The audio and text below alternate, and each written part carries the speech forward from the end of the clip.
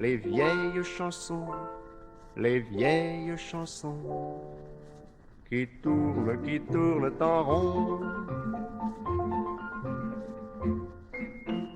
Les vieilles chansons, les vieilles chansons qui tournent en rond. Ah, ces vieilles chansons qui tournent en rond. Alors, chers auditeurs et auditrices de la plus belle et de la plus grande radio communautaire et musicale en Estrie, et bien évidemment, je parle de CFLX qui sévit sur la bande FM 95.5, une radio que vous pouvez aussi entendre, voir, en fait, en direct, grâce à cette merveilleuse technologie du web, à l'adresse suivante, soit le www.cflx.qc.ca, un site web où, je le disais, vous pouvez nous écouter en direct, voire même écouter, réécouter et réécouter vos émissions préférés grâce aux podcasts qui sont disponibles via ce fameux site Internet.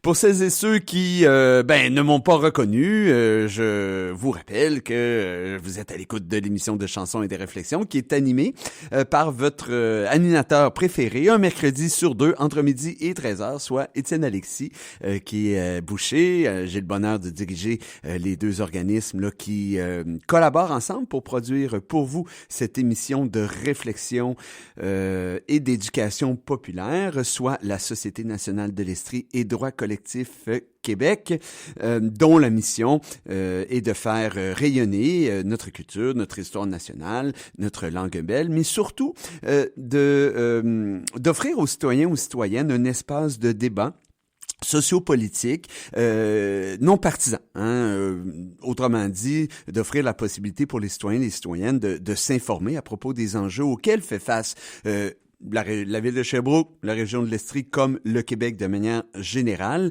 mais à l'extérieur d'un cadre partisan qui a ses qualités, mais qui a aussi ses défauts. Alors aujourd'hui, en ce mercredi 28 janvier, on a le bonheur de recevoir à l'émission la directrice générale du Conseil régional de l'environnement de l'Estrie, Madame Aline Berthe, qui est avec nous en présentiel. Bonjour, Madame Berthe. Bonjour Étienne Alexis. On est toujours heureux de pouvoir compter sur la présence de nos invités. Et on a eu le bonheur de voir Madame Berthe accepter notre invitation parce qu'aujourd'hui, on avait envie de parler de la Journée internationale des énergies propres. Une journée qui est toute neuve, c'est parmi les plus récentes journées internationales. Elle existe seulement depuis 3 ans, soit depuis l'année 2023.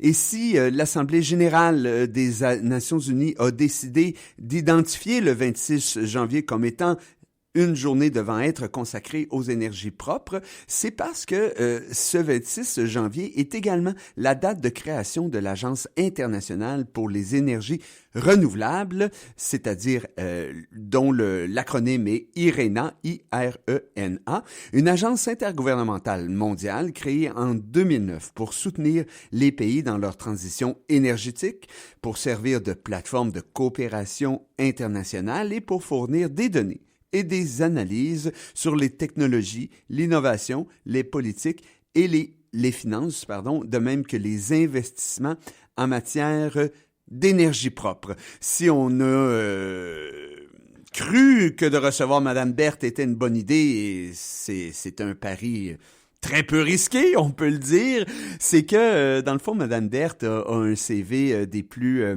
touffus. Elle est détentrice d'une maîtrise en environnement à l'Université de Sophia Antipolis à Nice, en France, et elle a occupé un poste de chargée de projet puis de directrice dans un bureau de génie conseil en environnement près d'Avignon, une magnifique ville qui compte évidemment un certain pont plutôt populaire, mais qui est d'abord avant tout connu pour son magnifique festival de théâtre.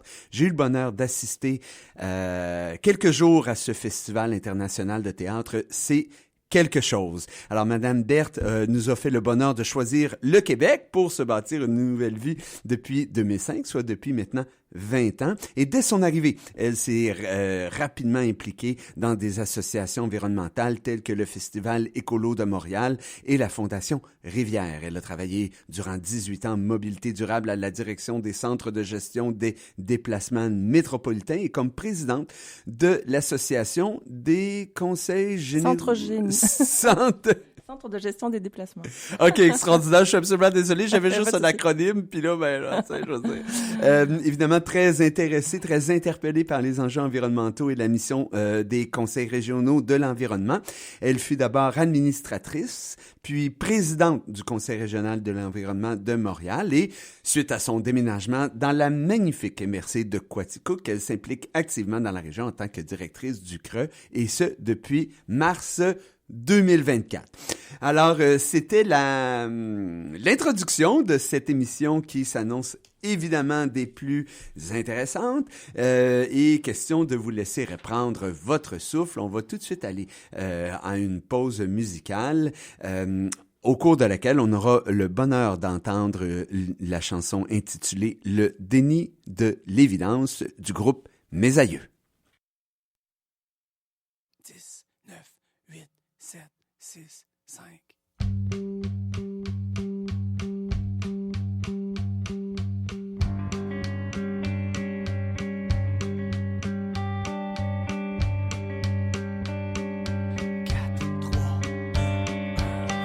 Savoir, tu veux pas le savoir maintenant. Tout le monde le sait, ce que personne veut voir maintenant. Je veux pas le savoir, tu veux pas le savoir maintenant. Tout le monde le sait, mais personne veut le voir pour l'instant. Je veux pas m'en faire, tu veux pas t'en faire maintenant. Tout le monde le sait, ce qu'il nous faudrait faire maintenant. Je veux pas m'en faire, tu veux pas t'en faire maintenant. Tout le monde le sait, ce qu'il nous faudrait faire, mais pour l'instant.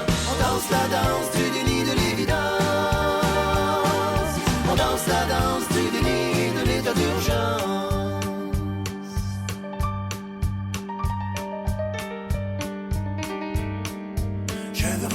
Tu veux rien devoir maintenant. Tout le monde sait qu'ils font pas leur devoir maintenant. Je veux rien devoir, tu veux rien devoir maintenant. Tout le monde remet son devoir à demain pour l'instant. Je veux pas me lever, tu veux pas te lever maintenant. Tout le monde sait qu'il faudra se lever maintenant. Je veux pas me lever, tu veux pas te lever maintenant. Tout le monde sait qu'il faudra se lever, mais pour l'instant, on danse la danse du déni de l'évidence.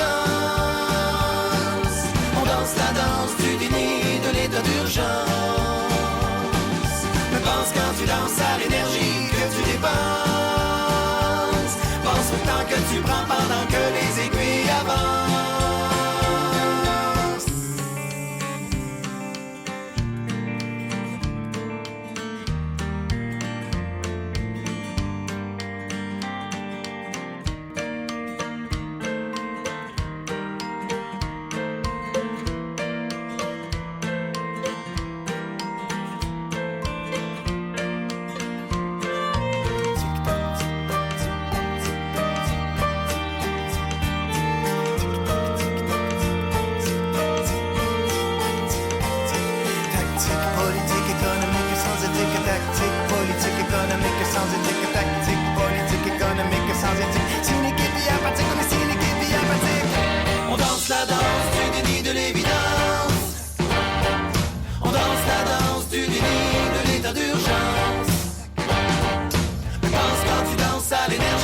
Tu dépenses. Pense au temps que tu prends pendant que les aiguilles avancent.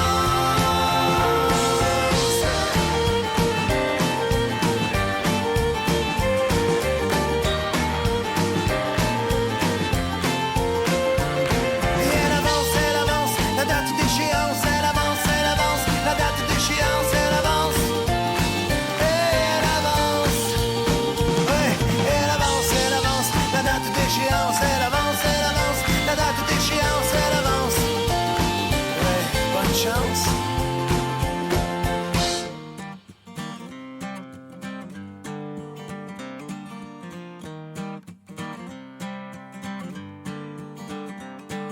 On change la cadence pour se rendre à l'évidence. Quand on ensemble la danse de la dernière chance. Il faut que dans les yeux s'allume le feu de la conscience. Il faut que dans les yeux renaisse le bleu de la confiance. Change la cadence pour se rendre à l'évidence. Quand on ensemble la danse de la dernière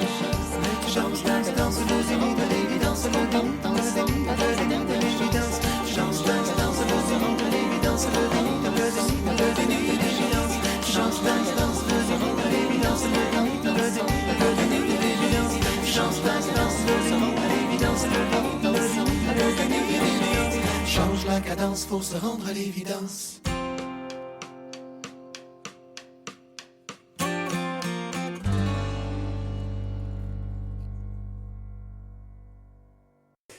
Alors, c'était le déni de l'évidence de mes aïeux qui nous rappelle à quel point nous ne pouvons plus nier l'important impact que nous avons eu sur notre environnement tant au niveau local, national qu'international, et ce n'est pas pour le mieux, entendons-nous.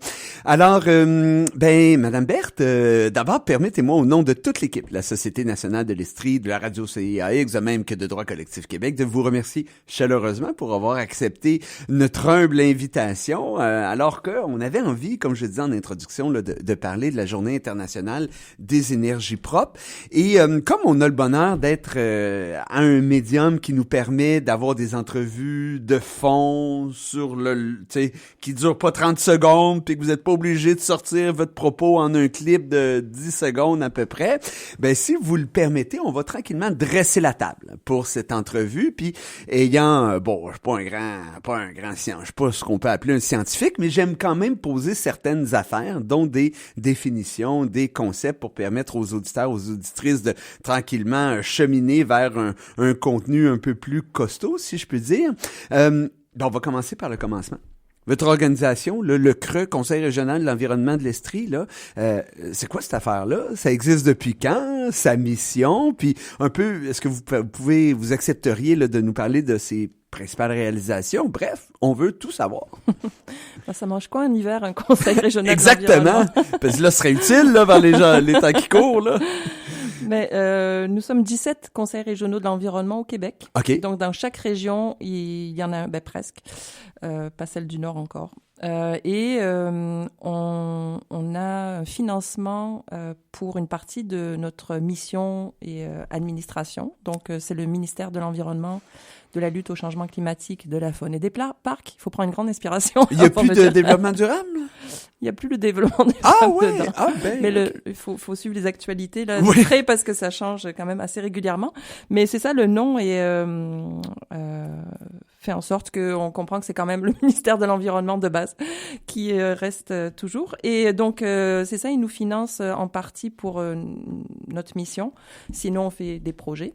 Et on a des missions assez équivalentes qui sont c'est-à-dire les différents conseils régionaux de l'environnement qui sont vraiment de faire comme une veille sur les bonnes pratiques, qu'est-ce qui se passe en Estrie comme problématique, est-ce que tous les enjeux sont adressés, ou c'est un anglicisme, tous les enjeux sont traités par des différents partenaires en environnement. Donc, nous, on est beaucoup en collaboration. On n'est pas comme en compétition avec ces organismes-là. Donc, on veut vraiment savoir ce que tout le monde fait. Puis, on va avoir une planification stratégique, chaque conseil régional d'environnement, qui va nous permettre de compléter le portrait de l'écosystème des partenaires en environnement. Et ça va faire en sorte que on va essayer de traiter chaque enjeu principal et chaque besoin. Donc nous, après avoir fait cet exercice de... Juste comme ça, là, pour le bénéfice de nos auditeurs et auditrices, mettons des partenaires, on parle par exemple du COGESAF, le comité de gestion des bassins versants de la rivière Saint-François. C'est un de nos grands partenaires. Des différentes régies intermunicipales de gestion des déchets, des patentes de même. Là. Exactement. OK. Et en fonction de ça, ce qu'on a eu comme réflexion, c'est nous d'axer nos actions surtout dans tout ce qui est milieu naturel, donc la protection des milieux naturels et de la biodiversité. L'autre axe qu'on traite, c'est les changements climatiques qui incluent le verdissement et la mobilité durable. Et le troisième et dernier, c'est sur la sobriété et gestion des matières résiduelles. Donc, on s'axe là-dessus. Donc, consommer moins pour générer moins de déchets, puis ceux qu'on génère, on les gère mieux. Et c'est sobriété au terme large, parce que dans cet axe, il y a aussi l'énergie. OK. Donc, pas seulement la gestion des matières résiduelles. D'accord. Fait que avoir des lave-vaisselle intelligents qu'on peut partir à 3 heures le matin, là. À des périodes qui ne sont pas de pointe, là. Oui, par exemple, ça peut être une idée. Ou si on pense que la technologie peut sauver la planète, on peut en effet avoir ce type de technologie. Mais on pourrait aussi laver notre vaisselle tout seul. Oui, bien sûr. C'est ce qu'on fait chez nous. Puis dans nos principales réalisations, en lien notamment avec le sujet d'aujourd'hui, on a eu un projet, tous les conseils régionaux de l'environnement au Québec, qui s'appelait Par notre propre énergie en 2013. OK. Et qui nous ont permis, ces financements gouvernementaux, de faire un portrait énergétique de la région. Donc, je trouve que ça, c'est quand même une très belle réalisation, mais qui date un petit peu parce qu'il n'y avait pas encore la Haute-Yamaska et Brome-Missisquoi dans les MRC.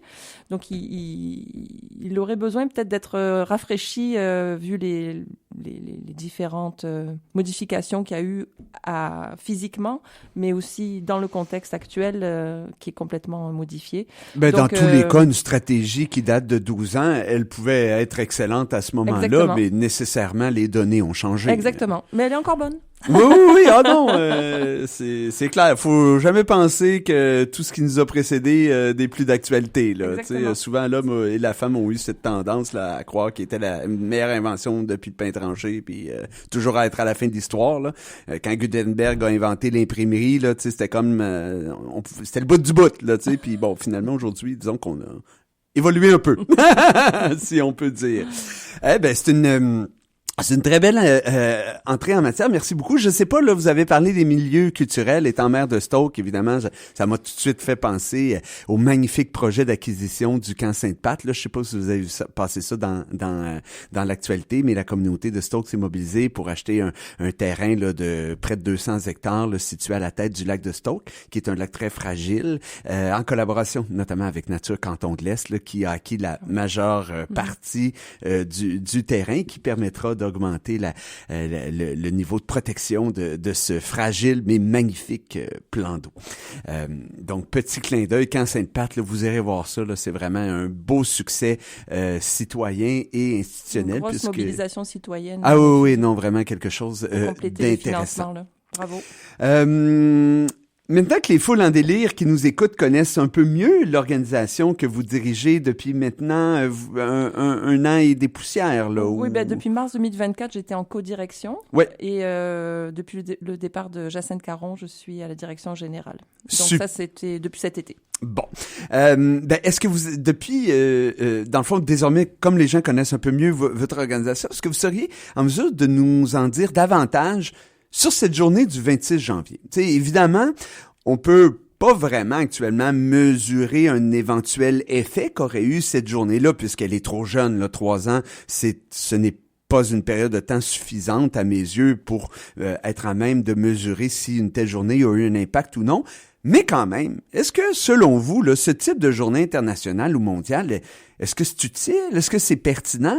Est-ce que elles permettent vraiment de sensibiliser les acteurs concernés envers l'enjeu promu ou ne se révèle-t-elle n'être finalement qu'une façon de se convaincre qu'on est vertueux, là, tu sais, mais nous avons aujourd'hui œuvré pour le développement durable ou pour les énergies propres, on a créé une journée internationale des énergies, tu sais. Est-ce que on pourrait penser que ces impacts-là sont finalement insuffisants, sinon absents? Qu'est-ce que vous en pensez de ces journées internationales? Alors oui, puisque je suis ici, vous m'avez invité grâce à cette journée. Donc, ça a une petite utilité, hein? Et pourquoi pas faire feu de tout bois, finalement, si on est en mesure de sensibiliser plus de personnes grâce à cette excuse, j'allais dire. Oui. Je me suis amusée à regarder, aujourd'hui, c'était la journée internationale de quoi, puis il y avait au moins 2-3 affaires différentes. Donc, il peut y avoir des journées internationales de toutes sortes d'affaires. Je pense que... Oh, les abeilles, name it, là. Sans Facebook, j'ai lu... Oui. En tout cas, il y a toutes sortes de... plus ou moins abracadabrantes, mais... c'est sûr que celles qui touchent à l'environnement, au Conseil régional de l'environnement, pour nous, ce sont comme des excuses de parler un petit peu plus de la thématique. Bien sûr. Alors, oui, dans ce cadre-là, je me souviens, à Montréal, il y avait la journée en ville sans ma voiture. Bon, ça a été des blocages de rues, des actions concrètes, finalement. Donc, les rues sont pas toujours bloquées à Montréal? Par les travaux? Puis... les embouteillages. Ouais, c'est ça. Mais c'est pas en ville sans ma voiture, par exemple. Ouais. Mais tout ça pour dire que je pense qu'elles ont une vertu, ces journées-là. Puis ensuite, qu'est-ce qu'on en fait? Ben, c'est libre à nous. Oui. Si on en profite pour mettre des règlements, des incitatifs financiers, des choses structurantes, d'accord. Si c'est simplement de la sensibilisation, c'est bien aussi. Mais C'est déjà quelque va avoir chose. des différents degrés d'impact, disons. Très intéressant comme réponse, Madame Berthe. Je vous remercie beaucoup. Si vous le voulez bien, on va faire jouer une dernière chanson au cours de cette premier segment de l'émission. Une chanson qui, cette fois, est l'œuvre de Joe Bocan et qui a pour titre Apocalypso.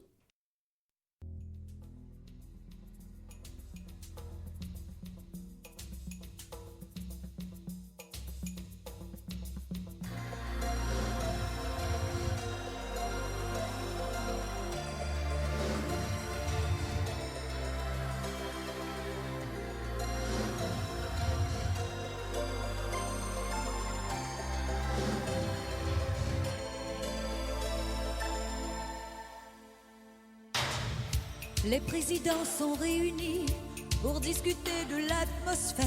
Tous les États sont désunis. On va peut-être changer l'air. Il pleut acide sur ma vie. La terre est de moins en moins ronde. Ça fait des trous dans ma folie. J'entends comme une voix qui gronde. Tous les bébés sont réunis pour réclamer leur couche d'ozone. Les journaux font de la poésie. Y a plus personne entre les ondes. Quand y a trop d'écho dans ma vie, ça me fait perdre la raison. Je voyais des ombres dans la nuit. J'ai déclenché une explosion. Apocalypso, vivre jusqu'à la fin du monde.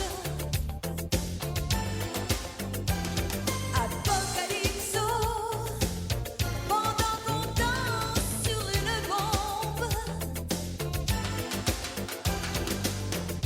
Moi je vivais sans faire de bruit, sans déranger le moindre atome. Je faisais l'amour sans mon permis, pendant qu'on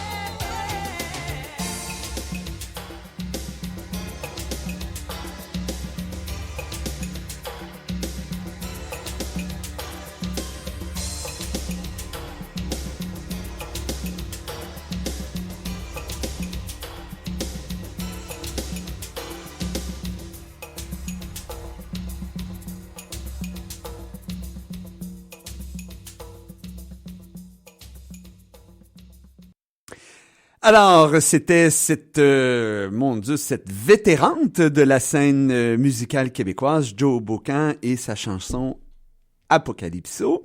Je vous rappelle, chers auditeurs et auditrices, que vous êtes à l'écoute de l'émission de chansons et de réflexion, au cours de laquelle, aujourd'hui, nous avons le bonheur de discuter d'énergie propre en compagnie de Madame Aline Berthe, directrice générale du Conseil régional de l'environnement de l'Estrie. Madame Berthe, une dernière question d'introduction, là, de définition. Qui pourrait avoir l'air un peu bête comme ça, là, mais mettons que je le suis bête, là, un peu niaiseux, là, primaire 3, on va dire ça comme ça. Là, de quoi parle-t-on quand on réfère à de l'énergie propre? T'sais? Est-ce que ça se résume au seul concept, par exemple, de l'absence d'émissions de gaz à effet de serre, ce qui ferait donc, par exemple, de l'énergie nucléaire une énergie propre, malgré le fait qu'elle génère des déchets éternels et très polluants? Fait que bref, c'est quoi une énergie propre pour de vrai, là? Alors, quand on entend le solaire, l'éolien, l'hydroélectricité, la géothermie ou la biomasse, ça produit de l'électricité avec peu ou pas de gaz à effet de serre. Donc, en effet, ça, c'est la partie qui était bonne. Oui. Mais celle qui s'ajoute, c'est ou pas de polluants également. Okay. Donc, ça, c'est le petit bout à ajouter à la définition, finalement, pour comprendre le sens du mot propre, finalement. OK. Et puis là, vous avez parlé de biomasse. Mais la biomasse comporte une forme de combustion. Est-ce que c'est biomasse couplée à des technologies limitant les émissions là, suite à la combustion ou d'emblée, de par la nature du produit, biomasse, c'est propre? C'est une bonne question. C'est une bonne question. J'ai été à l'école. Mais disons que ce que j'avais vu surtout comme exemple, c'est la biomasse agricole ou forestière qui, avec la vapeur ou la chaleur, ça permettait de produire l'électricité. Donc, c'est la chaleur finalement produite par la biomasse qui est récupérée pour produire de l'électricité. Un peu comme on récupère les gaz générés par les dépotoirs. Là, ça se fait tout seul, il faut juste comme faire avec. Là. Exactement. OK. Ah ben, super. Donc, autrement dit, le nucléaire, en dépit qu'il n'émet pas de gaz à effet de serre, n'est pas considéré comme une énergie propre. Là. Ben, pas selon les définitions, en effet, scientifiques. Là. Oui. Puis, on va s'en limiter à la science, si vous voulez dire. Mais c'est vrai que parfois, il est considéré comme ça parce qu'il a des faibles émissions de carbone, mais... En tout cas, après, c'est peut-être des opinions. Oui. Ou du ressenti. Ou du ressenti, c'est ça. Ben là, tranquillement, pas vite, ça a l'air de rien, mais on a complété la mise en bouche. Là, passons, si vous le voulez bien, au repas principal. Puis, commençons par le Québec. T'sais, mettons qu'il était souverain. Mettons, mais pas grave. Je veux dire, on isole le Québec du reste du Canada. Le Québec compterait parmi les pays... ou encore là, une province, mais ça revient au même, une entité politique, disons-le comme ça, dont la production, donc le Québec compterait parmi les entités politiques dont la production d'énergie est la plus propre, c'est-à-dire que plus de la moitié de l'énergie consommée au Québec, transport inclus, c'est important de le dire, est générée par une source d'énergie propre, soit l'hydroélectricité que vous avez nommée dans votre liste. Bref, nous serions de véritables leaders mondiaux en la matière, alors que lorsqu'on regarde des pays comme l'Allemagne, par exemple, ils se disent, ben nous, on va atteindre, mettons, des seuils de 15 à 20% de notre énergie totale qui seraient des énergies propres, là.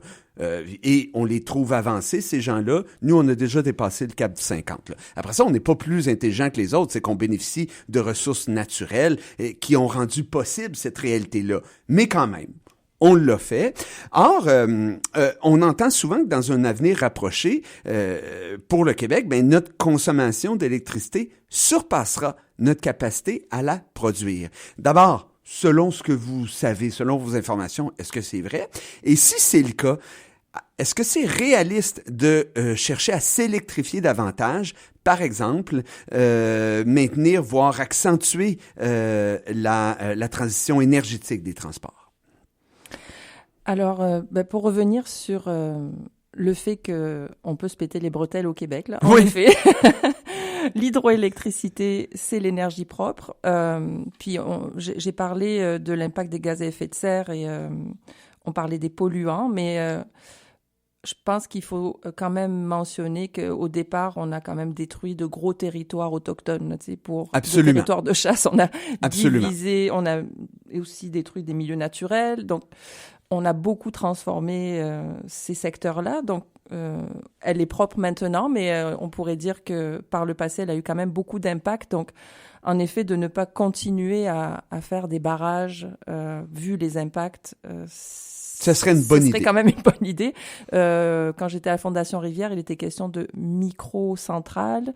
Oui. Donc, il y a d'autres possibilités, d'autres variations probablement moins perturbantes que ce qui a été fait par le passé. Ou encore les stations au fil de l'eau, là. Exactement, oui.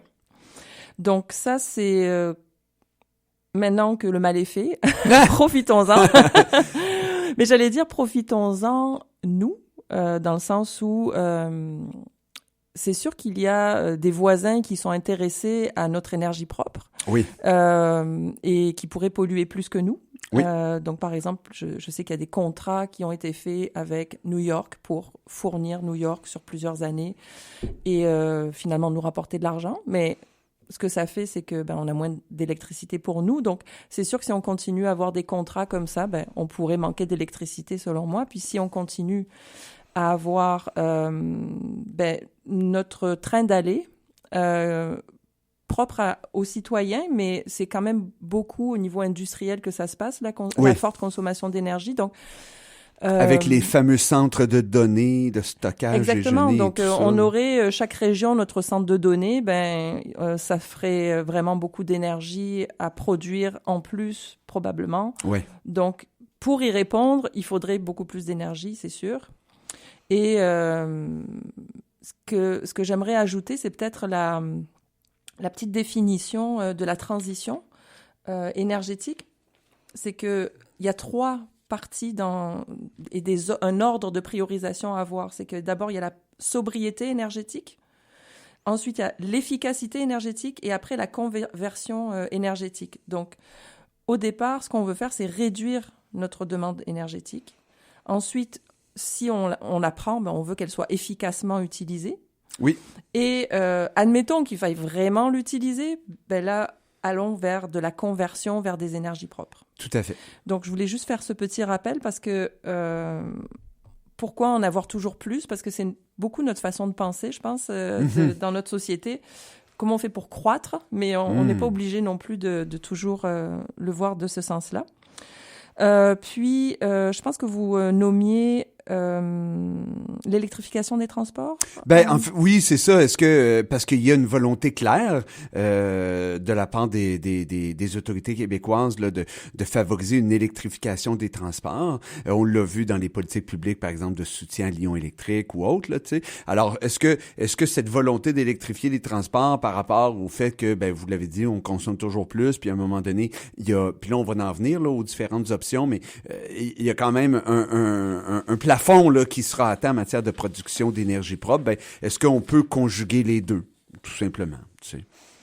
Alors, c'est sûr que si on met beaucoup plus encore de véhicules électriques, on va encore augmenter notre besoin d'électricité. La bonne nouvelle, c'est qu'il y avait un objectif en 2020 au Québec d'atteindre le 300 000 véhicules électriques et on est à 407 000 véhicules électriques en 2025. Tiens, toi. Ce qui fait que on a atteint une cible et on l'a même surpassée. Yes! Il y a des cibles de gaz à effet de serre qui ont été repoussées récemment. Moins yes. Moins yes. Celle-ci fait en sorte que quand des fois on recule pour mieux sauter, des fois on recule pour mieux tomber. Ouais. Parce que au plus on recule, au plus il va falloir réparer l'irréparable. Là, tu sais. Donc, les coûts de l'inaction sont vraiment à considérer. Par rapport aux véhicules électriques, je pense que l'enjeu à traiter à la base, c'est le véhicule lui-même, dans le sens où on a eu la révolution du tout à l'auto, qui a complètement bouleversé nos aménagements, urbains, nos villes et notre étalement urbain. On a enlevé les voies ferrées. On a de très belles pistes cyclables au Québec, merveilleuses, mais avant, elles étaient pas mal plus efficace pour les déplacements d'humains et de marchandises. Bien sûr. Utilisé comme ça, ce qui fait que on peut mettre le plaster de dire, encore un anglicisme, un pansement, de mettre un petit pansement en mettant des véhicules électriques et continuer à avoir des gros véhicules. Ouais. Et continuer à aménager avec des faibles densités, etc. Mais selon moi, le nerf du problème vient quand même de cette base-là, de revoir nos façons d'aménager et revoir aussi la taille des véhicules et l'usage qu'on en fait pour que ce soit plus efficace. Quand on parle de refaire des routes, on parle d'investissement au Québec. Quand on parle de donner de l'argent n'importe pour quoi les d'autre, on transports parle de collectifs, dépenses. on parle de dépenses. Exact. Donc, il y a vraiment à revoir le tout. Est-ce que de construire des routes ou de les entretenir et pour aller dans certains secteurs, évidemment, c'est obligatoire.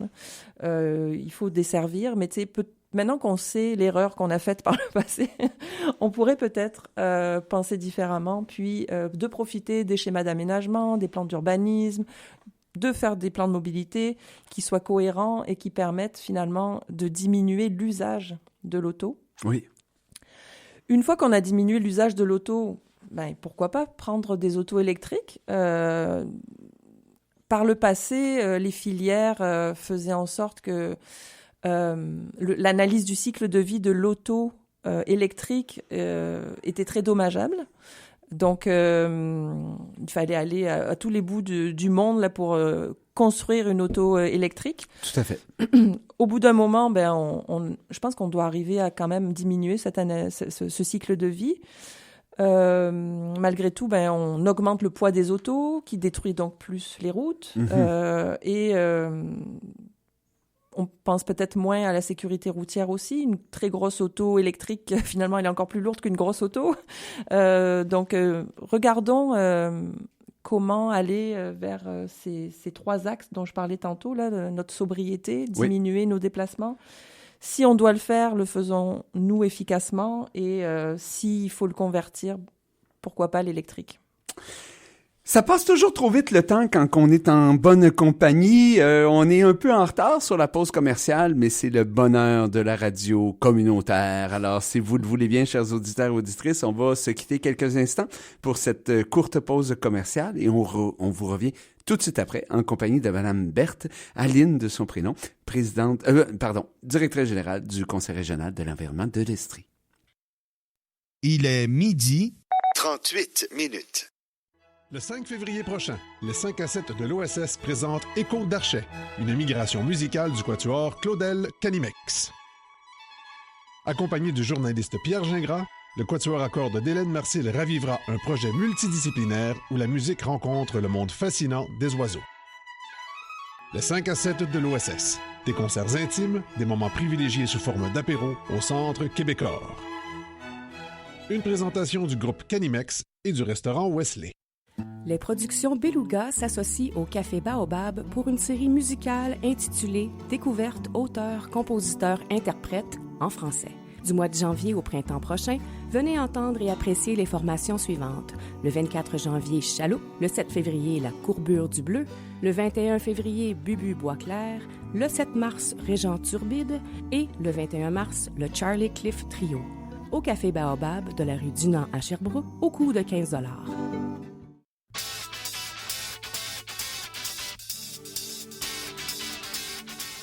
Amateurs de rock et des styles musicaux qui s'y rattachent, ne manquez pas le Rock et ses racines. Le mercredi de 16h à 18h et en reprise le jeudi de 22h à minuit, c'est le Rock et ses racines. Animé par Patrice Desmarais, c'est pas pire pantoute, sur les ondes de CFLX, la vraie radio rock en Estrie.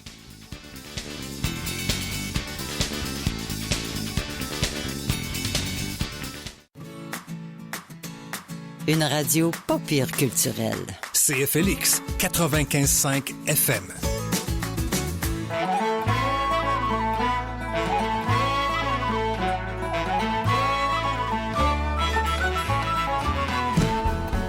Je me suis perdu dans les chemins de compagnie, puis un arbre à part de vue, bel job que je me suis dit. Fallait que je me sorte de là, j'ai appelé la CEPAC. J'avais du temps devant moi, c'est fait que j'ai vidé un lac.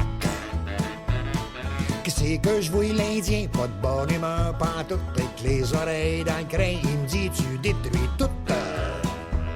Quand même que ça sera de ma faute, qu'est-ce que tu veux que ça me fasse? Si c'est pas moi, c'est un autre qui va le faire à ma place. Moi, tout je n'ai des enfants, le laisse des beaux restants. Pis s'ils sont pas contents, le reste l'agonistant.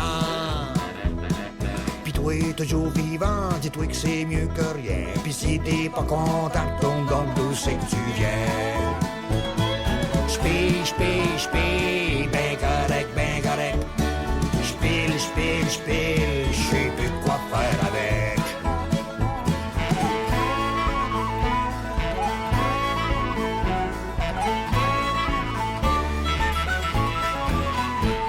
Moi j'en vois pas de problème, skidou, sidou, 4 roues. J'suis dans le club des bains de même, des fiumes pis ben de la broue. C'est pas dans mes talents d'expliquer l'existence. Ce cerveau à 2 temps, ça pense pas, ça dépense. Je suis fier d'être ignorant, pis ça c'est un droit acquis. Pas besoin d'être savant quand t'as une carte de crédit. En fait, moi j'ai 2 bacs, un bac vert, un bac bleu. Un pour les faces à claque, dans l'autre ma des quais 2. Pis laisse-moi pas tout seul avec un écolo. Une coupe de claque, sa gueule, pis ça va faire de l'écho. Il t'offrira pas une ronde avec ses beaux discours. Il voudra sauver le monde, il va se sauver tout court. J'pille, ben correct. J'pille, j'sais plus quoi faire avec. Le développement durable, c'est pour ma grosse bedaine. Et j'suis même plus capable de me voir le bout de la graine. J'suis dans le pâté papier, ben assis sur mon cul. Pis y'en a rien à chier, la toffe de la FTQ.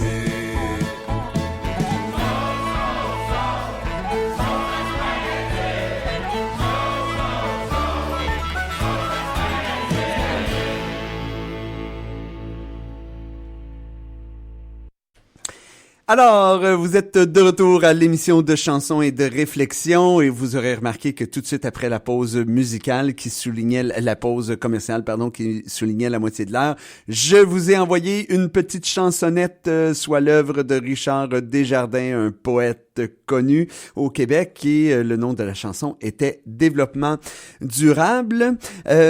Madame Aline Berthe, directrice générale du Conseil régional de l'environnement de l'Estrie, avec qui j'ai le bonheur de m'entretenir pour souligner la Journée internationale des énergies propres. On en parlait juste avant la pause commerciale là, de tout du volet hydroélectrique, puis du fait en fait que le potentiel hydroélectrique, que j'oserais dire raisonnable en matière de coûts et bénéfices, semble avoir été exploité au maximum au Québec. Hein, puis ça, c'est sans compter qu'on n'avait pas conscience des dégâts générés sur d'immenses territoires là, par la construction de nos barrages. C'est quoi les options au Québec qui nous permettraient de développer d'autres sources d'énergie propre? Je vais y aller avec l'Estrie. Oui, tiens, c'est super ça. Tant qu'à être en Estrie. J'ai pas étudié pour tout le Québec, mais ce qu'on peut dire quand même pour tout le Québec, c'est que le degré d'ensoleillement est quand même assez bon. Oui. Et que l'énergie solaire pourrait, en effet, à peu près n'importe où, à moins qu'on soit à l'ombre d'un relief ou d'un bâtiment, on pourrait quand même en bénéficier. C'est pas très développé. Puis si on veut le développer, probablement que là aussi l'analyse du cycle de vie dont je parlais tantôt, de simplement le panneau solaire, là, pourrait avoir un impact au début, mais admettons qu'on le développerait plus, on aurait des filières au Québec, ça produirait des emplois, puis probablement qu'on arriverait à l'avoir plus. Puis on a quand même des fermes, des entreprises qui développent ça aussi. Donc, pourquoi pas aller vers l'énergie solaire. Quand on parle de géothermie, ça aussi, c'est quelque chose qui est très peu connu du public. Puis, à la construction, ça fait pas une très grosse différence. C'est sûr que les coûts sont supérieurs au début, mais on le rentabilise assez rapidement. Et est-ce que ça garde une certaine efficacité sur le long terme, la géothermie, ou ça a tendance à diminuer en efficacité avec le temps? Habituellement, de ce que j'en ai compris, c'est qu'on le met en place, puis c'est quand même très durable. Là, OK. Donc, c'est juste un petit coup à donner au départ. Donc, il peut y avoir peut-être des incitatifs financiers, gouvernementaux qui peuvent être mis en place ou quoi, mais je pense que ça s'est pas autant exploité. Donc, quand on parle de géothermie, la Terre est partout. Quand on parle de solaire, le soleil est partout aussi. L'éolien, le vent n'est pas partout égal. Non. Au Québec. En Estrie, on avait dans notre portrait énergétique en 2013 qu'on avait réalisé. Si on va sur Google, vous pouvez le lire sans problème. Là, si vous tapez portrait énergétique 2013 par notre propre énergie. C'est assez localisé quand même dans le sud, au niveau de la frontière américaine, les plus hauts potentiels éoliens et dans la MRC du granit. Probablement qu'il y a d'autres secteurs, là, c'est comme quelque chose d'assez macro dont je parle, donc peut-être que chaque MRC a fait son analyse et peut voir certains secteurs où il y a des couloirs d'intérêt. Sinon, les biocarburants, la biomasse dont on parlait tantôt, oui. C'est aussi à vérifier, mais c'est plus, je pense, au niveau industriel que ça devrait être mis en place pour avoir des gains. Donc, c'est ça, pour faire le tour de ce qui est possible d'avoir. Au niveau éolien, comme je disais, il y a des régions probablement où l'éolien va être plus stable, c'est ça l'enjeu, là, c'est d'avoir un apport stable d'énergie. Ce qui est important, selon nous, au Conseil régional de l'environnement, c'est qu'une étude soit faite au niveau de toute la province, puis qu'on regarde c'est où qu'on va aller chercher le plus d'efficacité en implantant des éoliennes. Oui. Plutôt que d'y aller par à-coup, tiens, une opportunité, tel MRC, il y a plus d'accessibilité sociale, un privé s'en vient, parle avec des élus, puis on se retrouve à regarder, à mettre des éoliennes, pourquoi pas pour quelques énergies, quelques kilowatts, mais ça prend quelque chose d'un petit peu plus concerté et macro, selon nous, pour que on implante le bon projet au bon endroit, plutôt que d'y aller par opportunité. C'est intéressant que vous parliez de ça. Nous-mêmes à Stoke, il y a un projet potentiel de développement là, de l'énergie éolienne. Or, vous parlez de macro. La structure actuelle encadrant le développement de l'énergie éolienne, induit une forme de privatisation de la production d'énergie au Québec. C'est un cadre qui a été élaboré conjointement par Hydro-Québec et le gouvernement du Québec. Puis, on peut se questionner alors que l'économie moderne du Québec s'est développée notamment grâce à la nationalisation de notre principale source d'énergie, soit l'hydroélectricité. La privatisation de la production d'énergie, alors que l'ensemble des grandes révolutions industrielles ou économiques sont souvent calquées sur la découverte de nouvelles sources d'énergie. Autrement dit, l'énergie, la question entourant la production de l'énergie dont a besoin une communauté, une nation, des nations pour se développer, c'est fondamental quant à sa capacité justement de se développer. Selon vous, la privatisation de nos énergies propres, est-ce qu'on veut vraiment aller là? Est-ce que à travers le monde ou autre, il y a d'autres types de modèles de développement qui pourraient être promus par Hydro-Québec en matière d'énergie éolienne? Dans le monde, il y a d'autres façons, en effet, de voir. Je trouve qu'on est très chanceux au Québec d'avoir une nationalisation de l'hydroélectricité. Avec l'éolien, on est en train justement d'y intégrer petit à petit la privatisation. Ouais. L'enjeu de la privatisation, c'est est-ce que ça va convenir au bien commun? Donc, c'est ce que je nommais tantôt, là, de garder toujours le pas de recul. Ouais. Puis, quand on voit arriver un projet éolien sur nos territoires, c'est toujours, OK, mais qu'est-ce qui va être fait de cette énergie-là? Est-ce qu'elle va être vendue ailleurs? Est-ce qu'elle va être utilisée pour nos propres besoins? Donc, je pense qu'il y a une très grosse sensibilité de la population à ça. On dit souvent le « jamais dans ma cour », là, mais en même temps, ça a des impacts paysagers, quand je me mets à la place des humains, mais aussi au niveau environnemental, au niveau des couloirs de migration, par exemple, au niveau de là où va être positionné le parc éolien aussi. Est-ce que ça va endommager des secteurs qu'il faut plutôt protéger au niveau de sa biodiversité ou de sa connectivité, le fait que ce soit un milieu humide. Donc, il y a vraiment à avoir cet œil-là pour que on protège nos territoires. Puis l'autre façon... Faut pas que la solution soit plus impactante que le mal qu'elle désire régler. C'est ce qu'on comprend. Ça. Puis regardons le réel besoin aussi de la région. Ouais.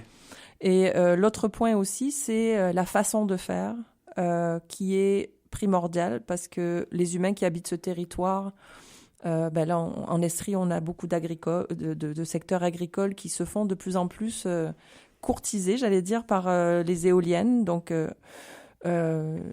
on nous dit aussi manger local. On ne va pas pouvoir manger local si nos champs deviennent des champs d'éoliennes. Là. Ça se mange pas encore, ça, les éoliennes. Non. Peut-être un jour, mais pour l'instant, notre estomac tolère pas. Là. Donc, il y a ce bout-là à considérer et aussi la façon d'aller consulter les populations. Je pense que c'est vraiment important que, quand on parlait d'acceptabilité sociale, qu'on aille prendre le pouls quand même de la population de la bonne façon, qu'on informe de façon transparente, qu'on y mette les moyens d'informer. Il y a des personnes qui vont être axées Internet, puis d'autres plus format papier. Il faut vraiment que tout le monde soit au courant de ce qui s'en vient et puisse avoir la chance d'aller dire son mot. Ouais. Et ça, c'est plus ou moins bien fait à travers le Québec en fonction de quel privé vient faire la consultation.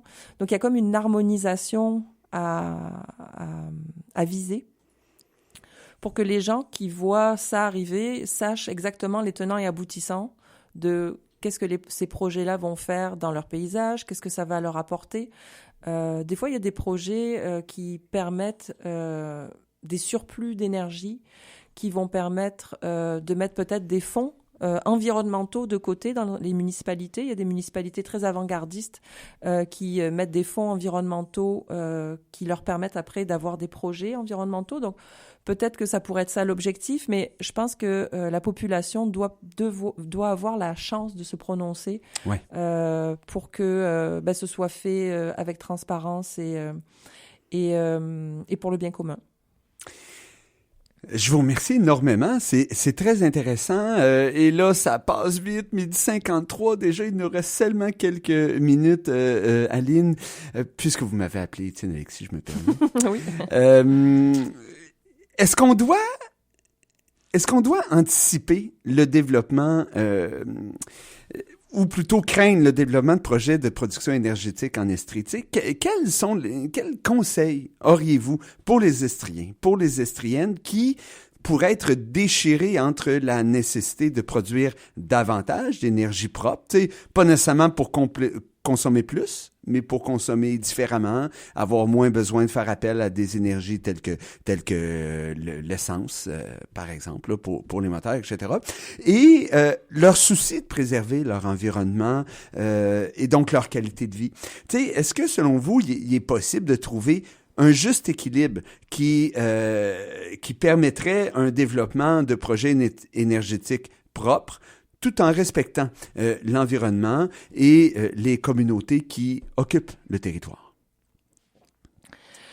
Je pense que chaque personne qui a cette crainte-là, et puis je dirais même ceux qui l'ont pas, devraient vraiment se tenir informés des projets qui ont lieu sur leur municipalité, sur leur MRC. Ça nous concerne chacun d'entre nous, donc de plus s'impliquer dans les conseils municipaux, d'aller plus justement, dès qu'il y a des consultations, de se renseigner, poser des questions. C'est pas obligé d'être tout le temps contre, là, mais au moins de poser des questions. Puis, quand vient le temps des élections aussi, poser des questions. Qu'est-ce que vous allez faire avec tel genre de projet? Quelle est votre vision? Et voter en fonction de ça. Et voter en fonction de ça, prendre en considération tout à fait. Donc ça, c'est le point, je pense, qui est important à avoir. Après, peut-être se poser la question à nous-mêmes, de quelle façon on peut aller vers plus de sobriété. Simplement, de calfeutrer mieux nos maisons peut faire une très grosse différence quand l'hiver approche. Ouais. Donc, de diminuer notre consommation énergétique.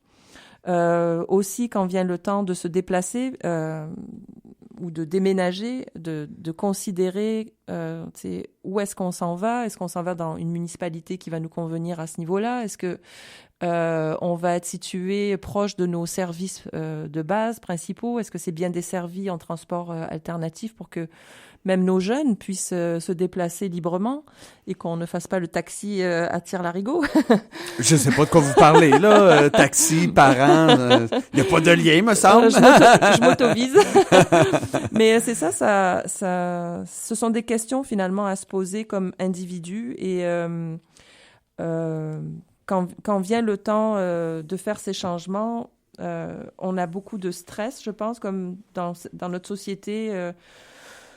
On vit dans des routines qui nous prennent tout notre temps, toute notre énergie, puis on met ça souvent de côté. Mais je suis compatissante avec tout le monde là-dessus, mais je pense que des fois, il faut prendre le temps de poser les bonnes questions et de faire les gestes qui, au moins pour nous, vont réduire nos coûts, parce que souvent, quand on réduit les coûts, c'est bon pour l'environnement. Tout à fait. C'est une belle façon de conclure cette émission. Puis quand je faisais des blagues avec vous, Aline, sur la question de voter en fonction d'eux, c'est-à-dire que l'environnement dans les différents sondages compte toujours parmi les principales priorités ou enjeux envers lesquels les gens sont préoccupés. Or, lorsqu'on leur demande la question ensuite, disons, en fonction de quoi vous allez déterminer votre vote aux prochaines élections, là, souvent l'environnement est le 7, 8, 10, xème sujet, là, tu sais, là, donc il y a comme une différence entre l'importance que semblent accorder les gens quant à la protection de l'environnement, puis l'impact que cette conscience-là a sur leur vote, qui n'est pas toujours évidente, on va dire ça comme ça. Chers auditeurs et auditrices, cette émission tire déjà à sa fin, alors que j'avais le bonheur de recevoir Aline Berthe, directrice générale du Conseil régional de l'environnement de l'Estrie, pour discuter de la Journée internationale des énergies propres. Merci beaucoup d'avoir accepté notre humble invitation, Madame Berthe. Merci beaucoup pour l'invitation, je suis honorée. J'espère qu'on aura le plaisir de vous réinviter à nouveau, qui sait, peut-être dans le cadre du Jour de la Terre, alors qu'on a un beau partenariat là, d'inscrits là, par rapport à une conférence qui va porter sur le recyclage, justement, comment mieux traiter, gérer nos déchets. Et un petit clin d'œil juste avant de vous quitter, la prochaine émission qui aura lieu le 11 février prochain va porter sur la Journée internationale des femmes et des filles de science. J'ai très hâte de discuter avec vous de ces femmes qui ont complètement révolutionné le domaine de la science depuis qu'on accepte qu'elles s'y intéressent, on va dire ça comme ça, parce qu'il y avait de l'intérêt avant, mais les hommes avaient leur chasse gardée, savez-vous. Merci beaucoup, Marie Curie, d'ailleurs. Alors, sur ce, je vous souhaite de passer une très belle fin de journée. Prenez soin de vous au cours des 2 prochaines semaines, et c'est avec impatience que je quitte ce micro pour vous retrouver dans quelques jours. D'ici là, portez-vous bien. Au plaisir.